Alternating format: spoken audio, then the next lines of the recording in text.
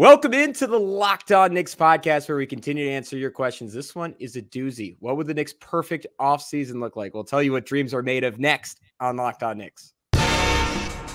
You are Locked On Knicks, your daily New York Knicks podcast, part of the Locked On Podcast Network, your team every day.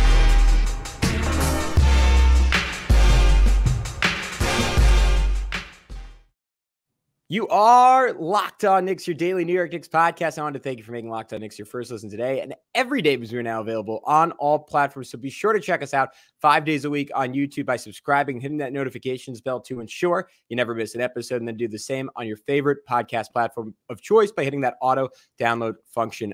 We are getting into Knicks Nirvana this episode, what a perfect offseason would look like for the team. We're going to talk about that in just a sec, but I wanted to remind you that today's episode is brought to you by LinkedIn Jobs. LinkedIn Jobs helps you find qualified candidates you want to talk to faster. Post your job for free at linkedin.com/LockedOnNBA. That's linkedin.com/LockedOnNBA to post your job for free. Terms and conditions apply. I'm Gavin, Schall, your favorite play-by-play broadcaster's favorite play-by-play broadcaster, just wrapping up my spring season with the New York State Lacrosse Championships. He is Alex Wolfe, editor-in-chief of the Strickland, the greatest Knicks website in the whole wide world. You can check them out on all forms of social media at thestrick.land.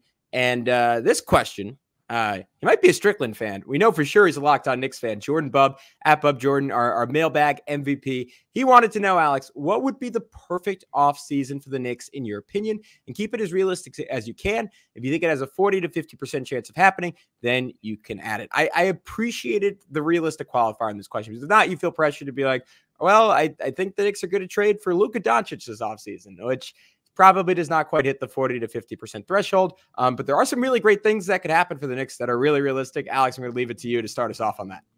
Yeah, I mean, I think the great part about this question is that even if things just mostly go chalk of what we expect, it means that the Knicks should have a good offseason, probably, because they're in a really good spot right now. They have really good players. They were one game away from the East Conference Finals. They, without the injuries, maybe could have been a dark horse finals contender. They were the number 2 seed in the conference.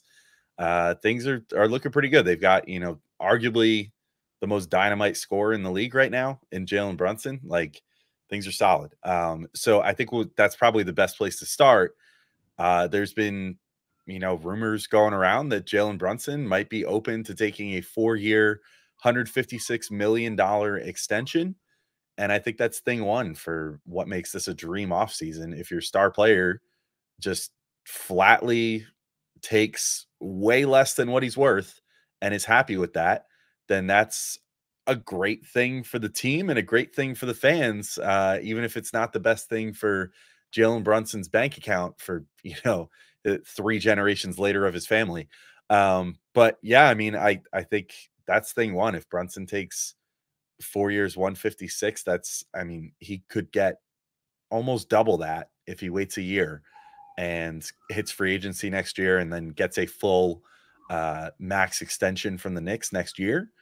And so if he's willing to take that and forego almost $100 million, which again, it's not been reported that it's for sure happening, but it's been reported as something that he's considering.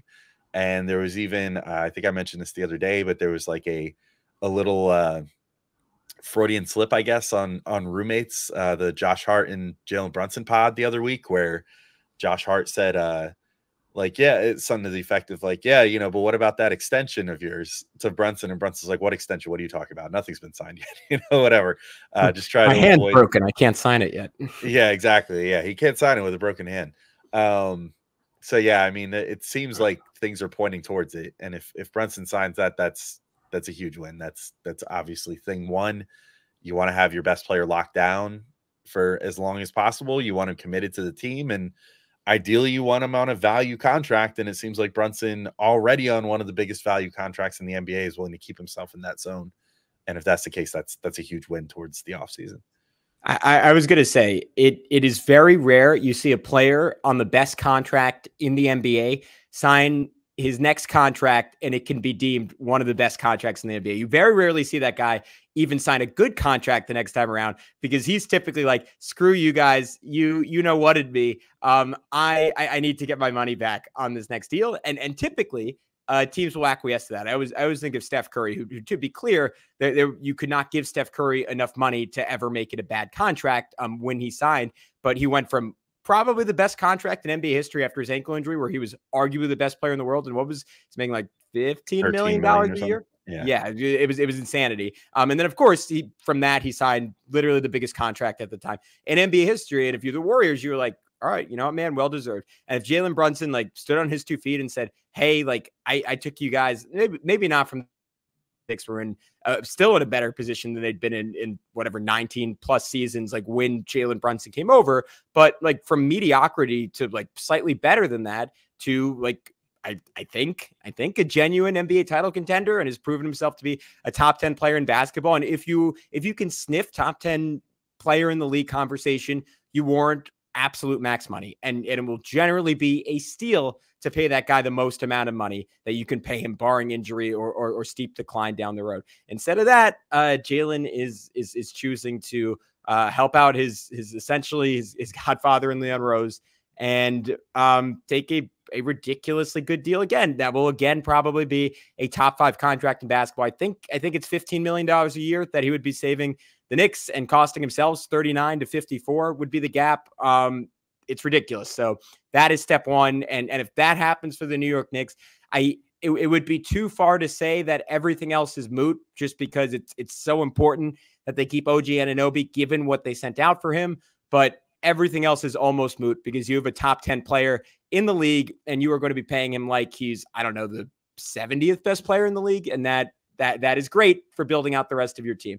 The next item on the agenda, Alex, I think again, there'll be no disagreement between the two of us on this. You sign OG Anunoby for, I had it at a 4-year, $140 million contract. To me, $35 million a year is probably just about the best case scenario in terms of what he would take, given the way the cap is going to escalate. That is a steal for him, and a guy who like can literally just like point at like four digits, right? Like the Knicks record with him. And if you want to include it to 8 digits, like the Knicks record without him, like it is that simple, and to showcase his value, and the fact that like the Knicks pushed themselves into a corner when they traded to him, and obviously without an extension already in place, like it sort of became like he gets to name a number, and the Knicks kind of sort of have to say, yeah. And there's a world where OG can make this acrimonious, can make this painful. There's a world where he could take a reasonable deal, which I would even argue might be more than 4 for 140. And there's a world where he could do the Knicks a favor. I would describe 4 years, $140 million as a favor. That also makes OG Anunoby one of the richest people in the country. Yeah. I mean, I kind of feel like he's going to, I don't know if I would say help the Knicks out, but like, you know, take a good payday and maybe forego signing with a team like the Sixers or something. Like, it does seem like the Sixers are going to make a full court press for Paul George. And then if they don't get him, the rumors are that they're going to push really hard for OG as like a backup plan of sorts. And, you know, who could blame them? Like, if I were any team in the NBA, I would look at OG Anunoby as a free agent and be like, man, that guy could probably help my team. I mean, honestly, any team that has cap space, I would be like, hey, you know, I should probably go try to make an offer for this guy. I think the only one that is reasonable competition is the Sixers. So if there's any team that's going to push the Knicks and make them, you know, have to really, you know, open up the checkbook in this case, I think that's going to be the team. But that said, I'm with you. I think if they could sign him for 35 million annual value, I think that's, you know, it's going to put him right there with their other 2 star players as far as like the highest earners on the team. Still not put him anywhere near the highest echelon of the NBA as far as what guys make, and his impact is clearly top tier. So, you know, I don't think that there's any issues with paying him, again, like you said, like outside of the top 50 or so highest paid players in the NBA. I think that's totally fair and, you know, reasonable given what he gives you on both ends. And it also sort of tempers things a little bit with the impact versus what you're going to lose from him inevitably having to miss some time to injury, which just seems like something that the Knicks are going to have to be prepared for on a yearly basis based off his history. But it's also worth noting, and, you know, we're going to bring this up like a million times this offseason probably, but the cap is projected right now to be 141 million for next year. And then it's projected because of the new TV deal where the NBA is absolutely cleaning up. I mean, they're going to have 3 TV partners, possibly a fourth if Warner Brothers Discovery, TNT's parent company, decides to make an 11th hour bid to give the NBA more money to keep a couple games on TNT, then I mean, they're looking at potentially, a huge amount of money getting pumped in the league every single year by these TV companies. And that means that with the new CBA, they make it so that the cap can only go up 10% each year. So there won't ever be one of those giant, like 50% spikes with a new TV deal again. But I think it's reasonable to assume that the cap is going to go up 10% per year every year after this next one for probably the next half decade to a decade. In which case OG's contract, would then just become less and less onerous year over year. And so I think if he signs for 4/140, that might make some people cringe, but we've also seen people cringe at like Jalen Brunson's last deal, and we saw how that worked out. So if, ultimately the proof's in the pudding, and if the Knicks end up winning a bunch of games, then I don't think it will be a big issue. But Gavin, I think we could talk about another guy who might also ink a contract for 4 years and in the neighborhood of 140 to 160 million in just a second. So let's talk about Julius Randle in our next segment. Also talk about Isaiah Hartenstein, who will be a big part of this Knicks offseason, as well as talk about how we want to fill out the rest of the roster as we continue on here. First, we wanted to tell you about our good friends at eBay Motors. Passion, drive, and patience. The formula for winning championships is also what keeps your ride or die alive. eBay Motors is everything you need to maintain your vehicle and level it up to peak performance. Superchargers, roof racks, exhaust kits, LED headlights, and more. Whether into speed, power, or style, eBay Motors has you covered with over 122 million parts for your number one ride or die. You'll always find exactly what you're looking for. And with eBay Guaranteed Fit, your part is guaranteed to fit your ride every time or your money back. Because with eBay Motors, you're burning rubber, not cash. With all the parts you need at the prices you want, it's easy to make your car the MVP and bring home huge wins. Keep your ride or die live at ebaymotors.com. Eligible items only. Exclusions apply. eBay Guaranteed Fit only available to U.S. customers. All right, so let's keep the dream train rolling here. We got Brunson. We got OG. Let's add Julius to the mix. A 4-year, $150 million extension for my guy, Julius Randle. So you're paying him a little bit more than OG Anunoby. OG would be making $35 a year. Julius would be making $37.5 million per year. Jalen Brunson would be making $39 million a year. So to me, that feels like pretty reasonable in terms of like a tiered list of how much they deserve to get paid. And I do think like the tertiary benefit of Jalen taking that discount is like it does put some subtle pressure on OG and Julius to take a little less. And to be clear, I feel like they need to clarify this every time. I am not inherently in the camp of Knicks ownership and trying to save James Dolan money. I am only in the camp for the sake of this exercise, making the Knicks as good as possible. It is the Knicks' perfect offseason. It is not Julius Randle's perfect offseason, OG Anunoby's perfect offseason, or even Jalen Brunson's perfect offseason. So I'm trying to save the Knicks some shekels here. Julius Randle, 4 years, $150 million. To me, that is on the lower end of what he could get, but not by that much. Like if I were to like neg Julius a little bit and argue against him getting more money than this, like there is still zero track record of him having a successful, healthy NBA playoffs, despite the fact that he's approaching 30 years old. And this is something we're going to talk about when we do a deeper dive into the Julius extension. What teams in the NBA want Julius Randle? Like how many other teams are willing to pay up? Julius can point to his resume. Alex, as you've noted, a guy, 2 All-NBAs in the last 4 seasons, probably would be 3 and 4 if he had played out this year, 3 All-Stars in the last 4 seasons. That is a guy with the way the TV deal is going to go that I would say 4 for 150 is probably a little bit on the low end for him. And yet, how many teams are willing to give him more than that? And if Julius sits there and lists out his resume points, they can come right back and say, all right, who are we bidding against here? And I think that's what could maybe get this deal done. Of course, ideally, Julius just wants to take a little less. He wants to do what he did last time and keep it as reasonable as possible to help this team win and also ensure that he stays a Knick, which I think is something he wants to do. Yeah, I mean, he made that pretty clear the last time around, right? Like he said, I'll take less to in not as many words, said I'll take less to help this team win. Like I just want this team to, be able to be good. So I'll take this deal. And that was after his first All-NBA season when, I mean, the dollar sign should have been flashing in front of his face at that point, of like, oh, I'm about to get paid. Like, this is going to be great.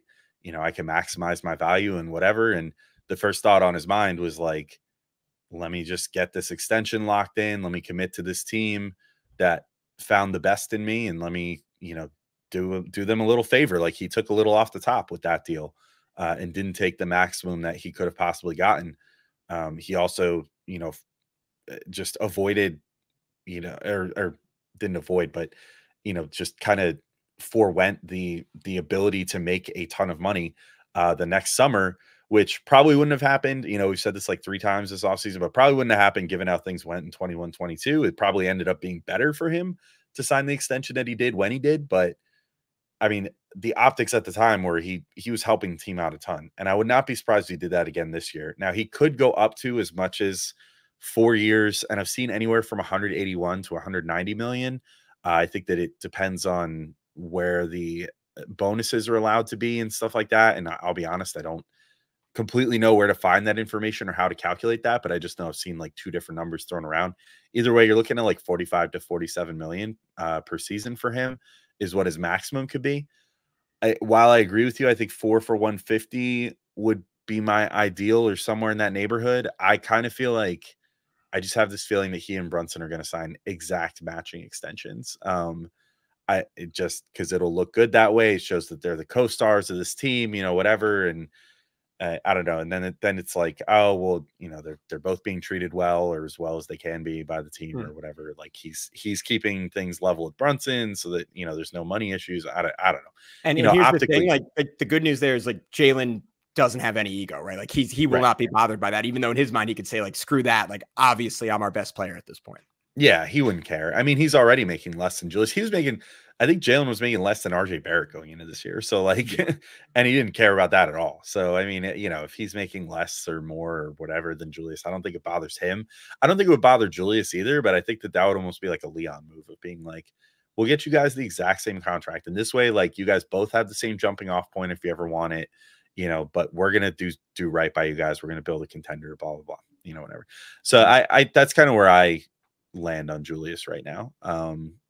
But I'm with you on everything you said. You know, I think it's unfortunate. Like, we've seen a ton of great play from him, especially these last 2 years. And prior to him getting hurt this year, like after he broke that huge slump he started the year in, he was playing probably his best basketball as a Knick. I think that, and especially once OG came over that 1 month in January. I mean, if you want any reason to like sign all these guys, give everybody all the money, it's that month. Like that was the most dominant month I think we've ever seen the Knicks play in our lifetime, or maybe anybody's lifetime right now. Like, I mean, other than those that were lucky enough to be alive for the title teams back in the day. I mean, it was one of the most dominant months in team history.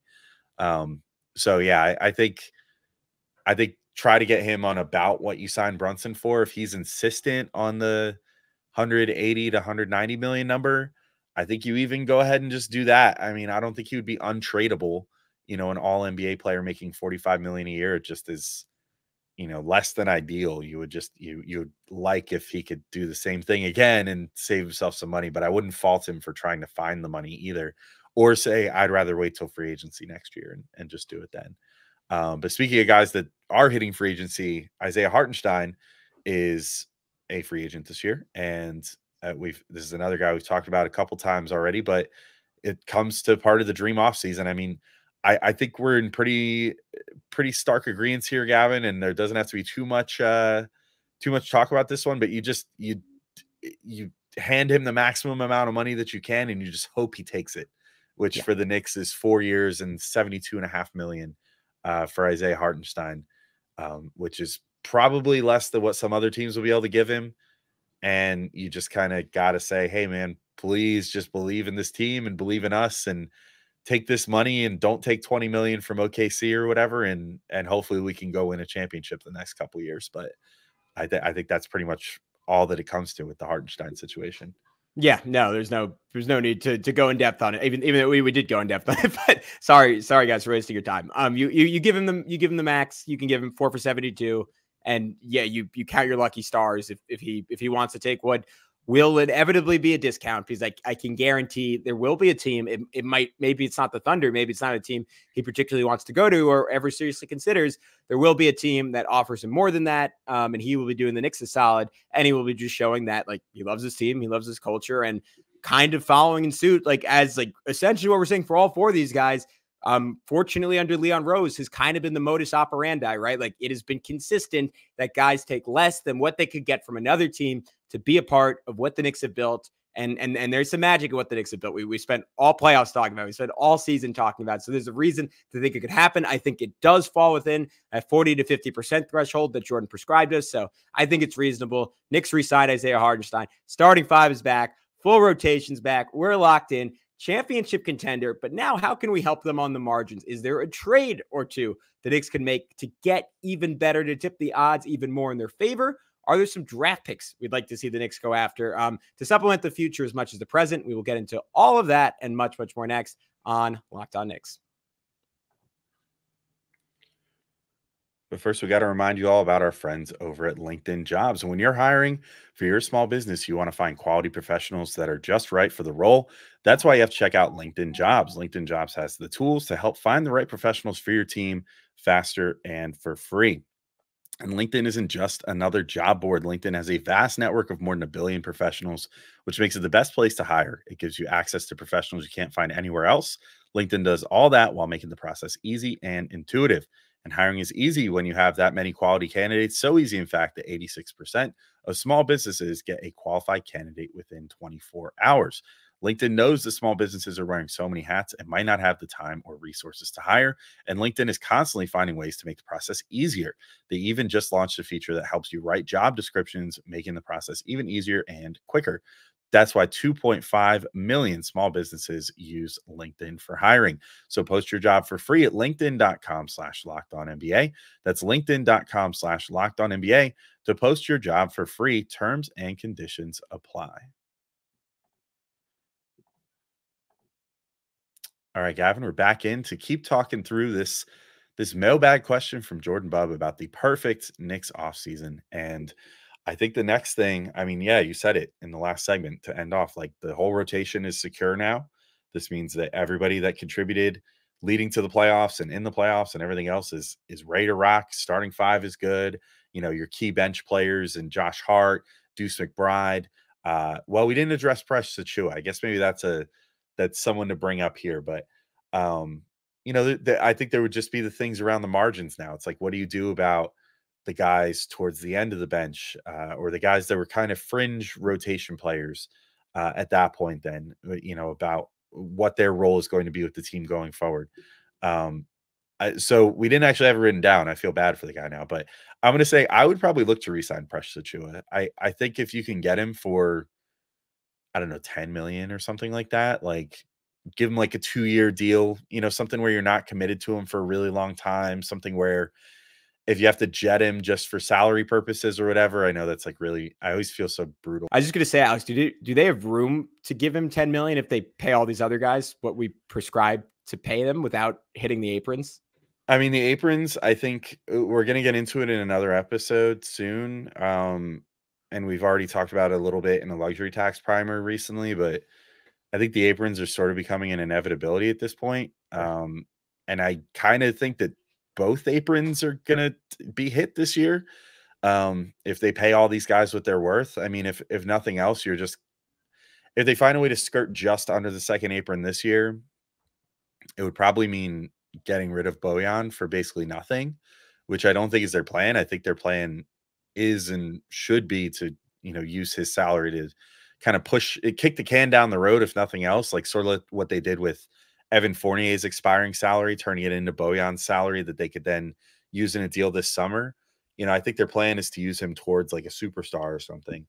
But yeah, I mean, short of just non-guaranteeing his money for that $2 million charge that they can do, I think it'd be really hard for them to come in under not just the first apron, but the second apron for this year. And then I guess you would just hope for the future, like with all those deals locked in, maybe their plan would be front load the contracts, which is what they've done with some in the past, you know, give guys more money this year, hit that second apron this year. And then with the escalating cap and descending contracts, hope that they can then come down below the second apron sooner than later, like within a year or two, which would make it way less punitive because it's that second apron. It gets really punitive if you're in it for longer.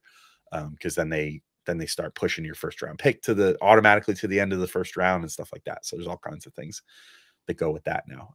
But that would be my best theory. If I'm putting my Brock Aller cap on to how they would avoid all that this year. But yeah, I would probably re-sign Precious just because I think that he's a useful player. And he stepped up well every time the Knicks needed him this year. I mean, he was just a great breaking case of emergency guy. And, I'm not totally sold that he's like done growing yet either. I mean, he was the same draft class as like Emmanuel Quickley, Tyrese Halliburton, all these guys in 2020. And we're not treating any of those guys like complete products yet. So I don't know why we would treat Precious that way. I don't know that his 3-point shooting is going to magically come around, but if it does, he becomes an immensely valuable player. So yeah, I don't know. I think he's a guy worth investing in just based off what he did for the Knicks this year. But Gavin, I know you've got some ideas about potentially, and these are things that we might discuss on some future episodes, hint, hint, but some other ideas about how the Knicks could maybe, spice things up a little bit and kind of fill out that end of the bench a little differently. Yeah, I'm going to keep this one really brief because I want to save it for tomorrow or the next day, whatever order we put these out in. But trading some combination of Bojan, and I think it would ultimately, like, this is where it gets really dicey. I think you'd have to include Deuce McBride to get Malcolm Brogdon, just if they do hit that first apron, and certainly if they hit the second apron, just because you would not be able to trade for exceeding salary at that point, obviously. And Brogdon makes $22.5 million a year. Bojan makes, I think, $19.5 million a year. So, but I still like the idea of the Knicks getting a true blue backup point guard that is a genuine shot creator for others. And Deuce has shown moments. He has shown flashes even of self-creation that's been really good. He is not that guy. He is not that level of passer, or at least has not shown himself to be yet in the NBA. Like, it's hard to put a cap on the guy with how dramatic of a jump he made. So maybe he'll come back next year, make me look stupid, and you just want to keep Deuce at the money he's making, and you just want to keep Bogey and get that extra shooting from the 3-4 spot instead of the backup point guard spot. But I think Brogdon can still be ultra valuable in that he is a true backup point guard, but like gives you a lot of scoring and is an elite shooter at that position who can also play alongside Jalen Brunson. You almost have to take into account injuries at this point. Brogdon could get hurt, but OG Anunoby could get hurt. Dante DiVincenzo could get hurt. Josh Hart could get hurt. Like, I think that is valuable insurance. And given what we saw happen in this year's playoffs, like having what essentially would be like the apex version of Alec Burks all the time, and a better passer and defender, like that would be pretty sweet for the Knicks. But Alex, unless you have any thoughts with that, I figured we could wrap up like talking about like our dream for the Knicks draft this year. Yeah. And I go back and forth on this a lot. As I'm starting to get to know this draft class a little bit, I'm starting to realize there's a lot of guys that I like that are going to potentially be just ahead of the Knicks range. And considering they have 3 picks going into this year, I mean, I've talked about it. Again, I've said this like 3 or 4 times. I mean, it's the offseason, so we're going to get into things multiple times. But I feel like I've almost talked about this ad nauseum so far. But like, one thing I think the Knicks need to do is make their end of bench spots a little more valuable, in terms of like potential trade throw-ins or whatever. Which, again, it feels dirty to like talk about dudes that way that are going to be like on the end of your bench. But like Jericho Sims, Dwayne Washington, Charlie Brown Jr., Jacob Toppin, whoever has been down the end of the bench there. Oh my God, why am I forgetting the other guy's name? Daquan Jeffries. Daquan Jeffries, yes. He's so memorable. But it's just like all these guys, they're not really guys that any team would be like, oh yeah, I want him in a trade. Like, oh yeah, that tips the scales. Like that doesn't really, none of those guys really do that. So if you use all 3 of your draft picks this year, like you have 3 spots on the end of the bench that could be given to, 3 rookies, because last year to end the playoffs, you had Shake Milton, Jericho Sims, and Daquan Jeffries all on NBA contracts on the end of your bench. And none of them were good enough to play, even when the Knicks were down so many players. Jericho Sims had a cup of tea for a minute and just got, I think, massively exposed in the playoffs as like, yeah, this guy just does not work for playoff basketball. And, neither of the other 2 guys got any minutes either. So I would look to, if I could, use all 3 of those draft picks. But, I also think there's some names, like one name that you wrote down in our doc here that I completely agree with, Devin Carter. Like, from what I've seen of him, fits the Knicks bill perfectly. Like, he is an older player, dynamite scorer, kind of did a little bit of everything, had like nonsensical, like block and steal numbers for a guy of his size. He's like 6'5", I think, but he was one of the higher. He's 6'2.5", I think. 6'2.5", even crazier. Yeah, I'll double check that right now, but yeah, go ahead. And yet had crazy block numbers this year. I mean, he's just a do-it-all, like run all around the court like a madman kind of guy, and that just seems like Josh Hart Jr. Alex. Yeah, I think it's a comp there, but yeah, he would be very Josh Hart adjacent. I think he's a guy that could potentially step in day one on a Tibbs team and play, especially because he's older. He kind of seems to get it. You know what I mean? There wouldn't have to be like as much of a bring him along process. So, I mean, he's the type of guy that if the Knicks had the opportunity to like package 2 of those picks, like 24 and 25, to move up to like 18 and grab him or something, I think that would be well worth it, even if you're, then not filling out all 3 of those bench spots. But I do think it's really important that they, in my opinion, spend at least 2 draft picks this year. Like, I think they should spend 2 draft picks and get 2 rookies on the team. You need those sort of contracts. You need that sort of development. Like, every contender has at least one person that comes along and like within a period of like 2 to 3 years of when they win that championship as like a rookie, sophomore, third-year player, whatever, and contributes in some way to championship level basketball. Like, I just feel like there's always one of those guys on those teams. So I think that would be what I'd be looking to do if I were the Knicks. Use at least 2 draft picks, possibly consolidate a couple down to try to move up for someone you really like, but or maybe even use, like 24 this year and like one of the future picks, like Milwaukee's pick next year or something, and use that to try to move up a little bit and see what you can do. Because I do think that there's going to be a good amount of like role player type dudes available to the Knicks in this year's draft that could be really valuable to have on the team, especially if the injury bug hits again. Yeah, I'm in total agreement with you. The Knicks have proven under Leon Rose to be extremely good at drafting and extremely good at development. And right now they are not really maximizing those resources. And as guys get more expensive, as to your point, like they maybe hit a second apron and at some point have to make a consolidation trade. Like they right now, like in the scenario that their 5 highest paid players don't get hurt again, which I assume isn't going to happen. Hopefully it doesn't happen again. They have the benefit of a whole lot of depth. When you become a contender that doesn't last forever, like look at the Denver Nuggets this year. Like they had everything they needed to win a title a year ago. They lose Bruce Brown, they lose Jeff Green. All of a sudden they don't. And it cost them because like the minutes they had to play bench guys, like were just disastrous for them. And on the Knicks, it took, again, like the worst injury luck of all time for that to happen. But they do have to plan for a future where they're not always going to have all these guys to bring off the bench. As you hear the alarms outside my door, that's kind of what it's signaling. Like they're like, you have to plan for that future. So the guys I wrote down, and again, like future episode, we will inevitably do a deeper dive on this, but I had Devin Carter, Josh Hart Jr. Just go read his Ringer draft board scouting report, and you'll just think it's someone describing Josh Hart. Dalton Connect, who could bring